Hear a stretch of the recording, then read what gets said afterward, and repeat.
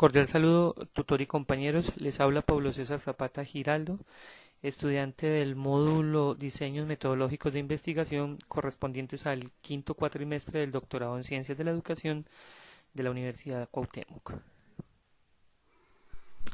En esta oportunidad vamos a hablar sobre un tema muy importante a la hora de aplicar un instrumento que sirva como base para la recolección de datos en un proceso de investigación y en este caso investigación educativa. Y ese proceso importante de aplicación de los instrumentos tiene un paso todavía mucho más importante, que es esas escalas que se utilizan para la medición de las actitudes o percepciones por parte de los participantes, lo cual va a permitir hacer un análisis y llegar a un análisis y a una información final. Los objetivos de esta presentación es que una vez revisado el tema podamos identificar los principales tipos de escalas de medición de actitudes a la hora de construir un instrumento de medición y también conocer y desarrollar cada uno de los pasos del proceso para la construcción de las técnicas de medición. Bien, es importante entonces que resaltemos la pertinencia de conocer este tema, dado que esto nos va a permitir representar las variables de la investigación, llevarlas sobre el papel y mostrar en indicadores lo que esto nos sirve. Permite acercarse a la variabilidad evaluativa con relación al objeto o actitud. Como les había dicho, pues estas respuestas son utilizadas como indicadores y también nos va a permitir hacer un diagnóstico de lo que se está evaluando. Bueno, pero hablemos un poquito de la historia y los antecedentes de las escalas de medición. Estas básicamente vienen siendo paralelas a las historias de las ciencias sociales. En el siglo XX surgen dentro de un contexto, un paradigma positivista. Gracias a la psicofísica se estableció un puente que hay entre las disciplinas sociales y las naturales. Entonces allí se empezó a integrar todo el proceso metodológico de la investigación, que antes era exclusivo de las ciencias naturales, o migró hacia el proceso de las ciencias sociales.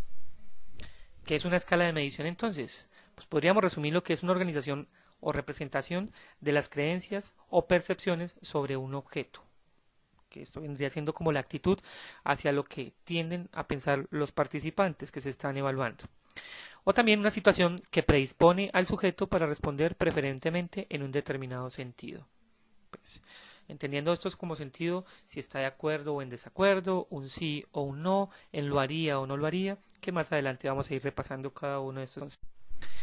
¿Qué características tiene una escala de medición? Pues una magnitud, que es el grado de favorabilidad o desfavorabilidad, como lo hablamos ahorita, la centralidad, la relevancia de la actitud como muestra del comportamiento que tiene el sujeto, la intensidad hace referencia a la fuerza del sentimiento asociado con la actitud o la dirección que tiene el participante hacia una actitud positiva o negativa.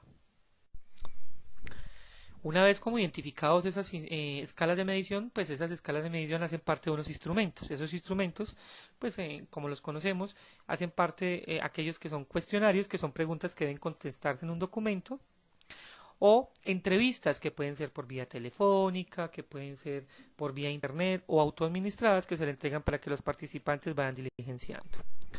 Entonces, un instrumento de medición, pues principalmente debe representar verdaderamente las variables de la investigación, es decir, estar ahí incluido lo que se está pretendiendo medir en la investigación que se está haciendo, y la recolección de estos datos cuantitativos se realiza mediante estos instrumentos de medición que tienen unas características específicas, como confiabilidad, que es el grado en que estos instrumentos producen resultados consistentes y coherentes, la validez, que es el grado en el que el instrumento mide la variable que se pretende medir, y la objetividad, el grado en el que el instrumento es permeable a los sesgos y tendencias del investigador, que lo administra, califica e interpreta pues, para un análisis y posterior informe de resultados.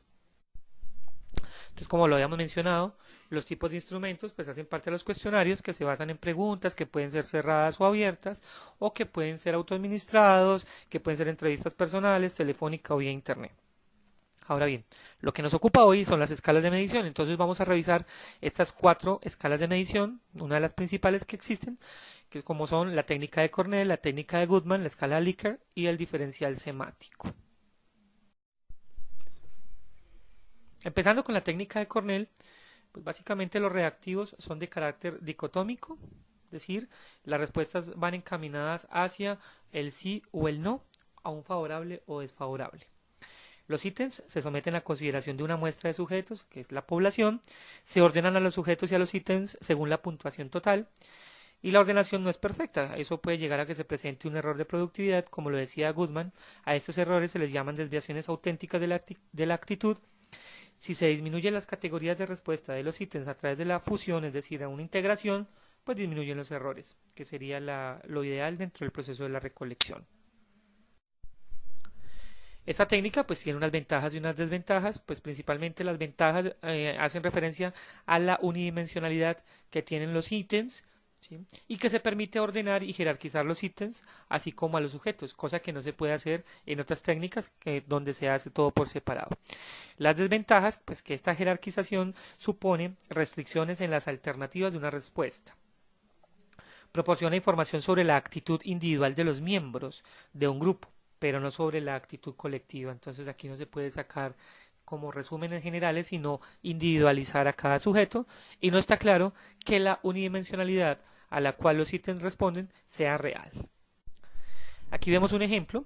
Este ejemplo puede ser usado dentro del contexto educativo, donde se le puede hacer una investigación o una pregunta a los estudiantes de un curso en los cuales sobre un tema específico en el transcurso de una asignatura o de un microcurrículo se le pregunten si están de acuerdo o no.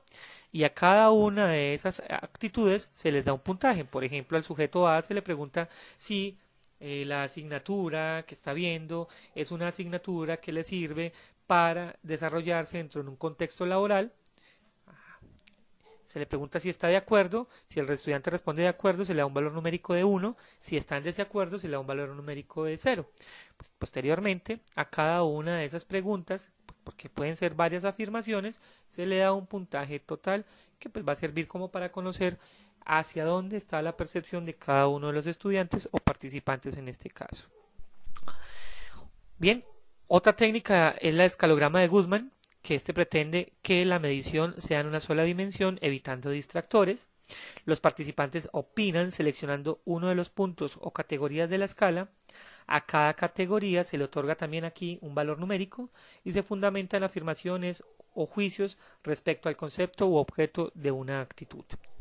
Los pasos para la construcción pues son muy similares al anterior. Se prepara un conjunto de ítems con la actitud que se quiere medir, se le administra esos ítems a los sujetos y se le asignan puntos a los ítems y análisis de los ítems para la formación de una serie de escalogramas.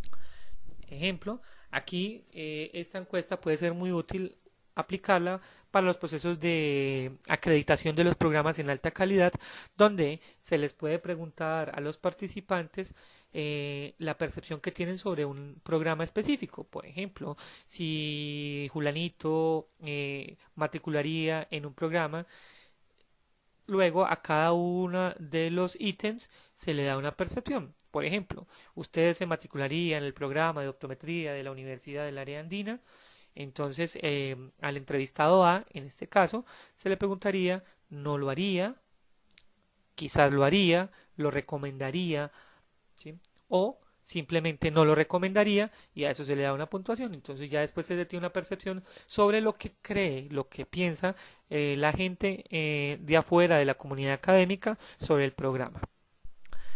El otro escala de medición es uno mucho más conocido, que es el escalonamiento de Likert. Nace en 1932, donde Rensselaer Likert lo propone a través de un conjunto de ítems presentado en forma de afirmaciones o juicio. Como vemos aquí, hasta ahora es muy similar a los anteriores.